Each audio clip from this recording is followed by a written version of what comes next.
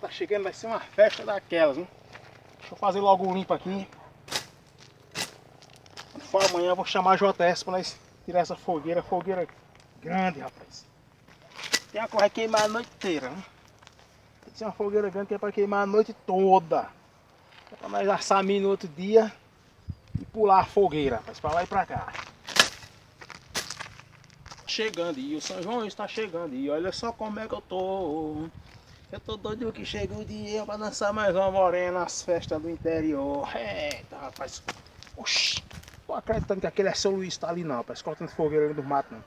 Vou passar nem perto. Deixa eu mandar um recado pra eu cortar fogueira, mas eu vou cortar fogueira mais ninguém. Eu vou lá entrar dentro de mato, cortar pau velho dentro de mato, eu vou dar rolê por aí, curtir uma festinha com as moreninhas, rapaz. Oxi.